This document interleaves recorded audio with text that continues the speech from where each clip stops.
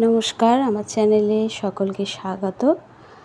হরিদ্বারের মনসা দেবী মন্দির একটি হিন্দু মন্দির যা শিবালিক পাহাড়ের বিলওয়া পর্বতে অবস্থিত এবং দেবী মনসা দেবীকে উৎসর্গীকৃত।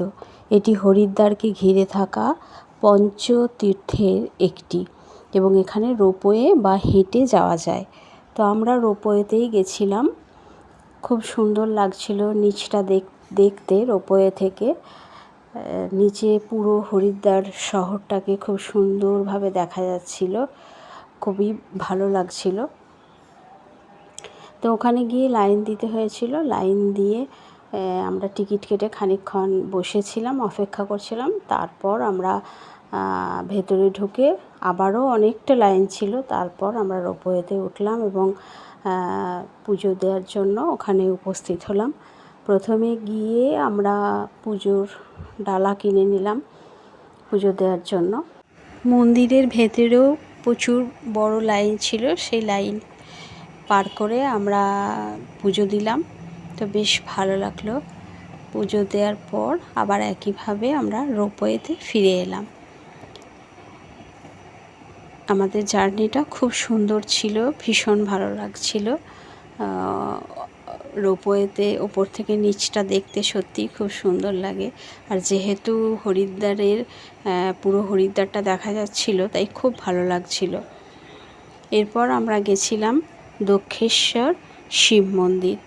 দক্ষেশ্বর শিব মন্দির হলো ভারতের উত্তরাখণ্ড রাজ্যের হরিদ্বার থেকে 3 কিলোমিটার দূরে কনখলে অবস্থিত একটি হিন্দু মন্দির।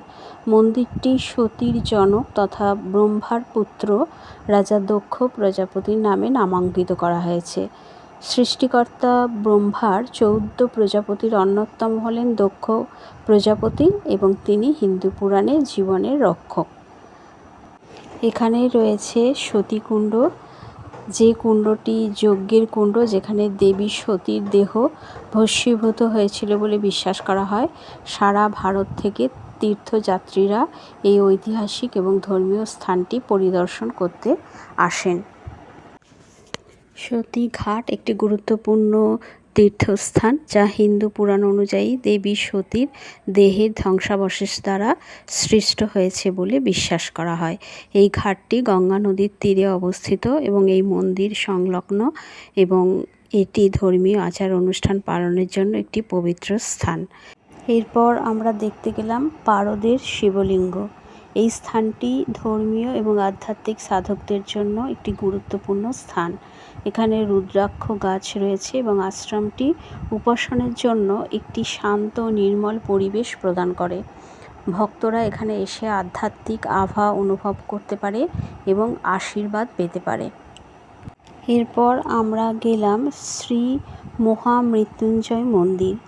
ভগবান শিবকে নিবেদিত মৃত্যুঞ্জয় শব্দটি 3টি শব্দ দিয়ে তৈরি, যার অর্থ মৃত্যু এবং জয়া অর্থ বিজয়, যা একত্রিত হয়ে মৃত্যুর উপর বিজয় শব্দটি তৈরি করে।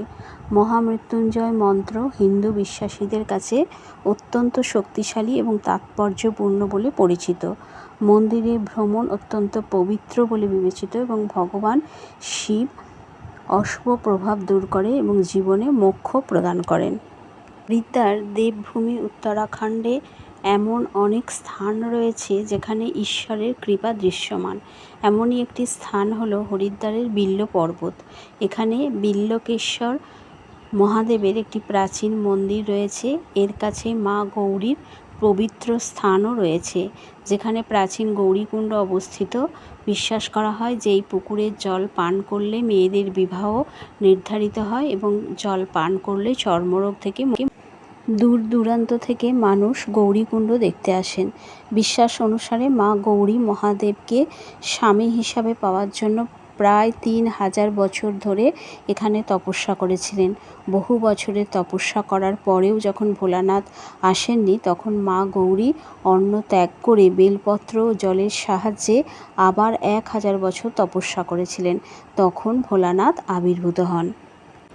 গৌরীকুণ্ড সম্পর্কে বিশ্বাস করা হয় যে মা গৌরী তার হাতের চুড়ি দিয়ে এই পুকুরটি তৈরি করেছিলেন। তপস্যাকালে তিনি এই পুকুরেই স্নান করতেন।